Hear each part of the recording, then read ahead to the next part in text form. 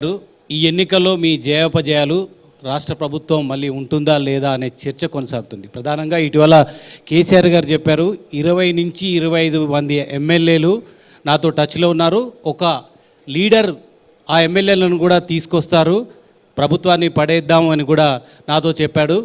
కానీ నేను ఇప్పుడే వద్దన్నాను, ఏడాది అన్నా ఈ ప్రభుత్వం ఉంటుందా ఉండదన్నాడు. ఆ ఒక్క నేత పొంగులేటి శ్రీనివాసరెడ్డేనా? మంచి క్వశ్చన్ అడిగారు రమేష్ గారు. ఇంకా గౌరవ మాజీ ముఖ్యమంత్రి కల్వకుంట్ల చంద్రశేఖరరావు గారు అనుకుంటున్నారు నేనే ముఖ్యమంత్రిని ఈ రాష్ట్రానికి అని అదే ఊహల్లో ఉన్నారు. ఇంకా వారు ముఖ్యమంత్రిగా దిగిపోయి సుమారు 4 నెలల 11 రోజులు అయిందనేది ఇంకా వారు ఆ సోయిలోకి వచ్చినట్టు లేరు. ప్రధానంగా ఇక్కడ మాజీ ముఖ్యమంత్రి వర్యులు కానీ గతంలో 10 సంవత్సరాలు పరిపాలించిన పార్టీలో ఉన్న ముఖ్యులు కానీ గమనించాల్సింది, వారు మిస్ అవుతున్నది ఒక విషయం ఉంది.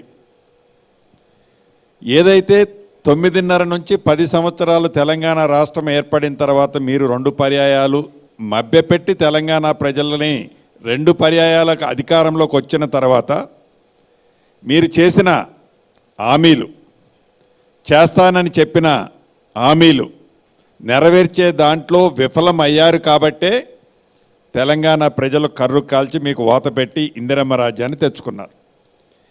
ఏమి నమ్మి, ఏమి మీ మీద విశ్వసనీయతతో, మీరు ఏమి ఉద్ధరిస్తారని కాంగ్రెస్ పార్టీలో స్వేచ్ఛగా ఉన్న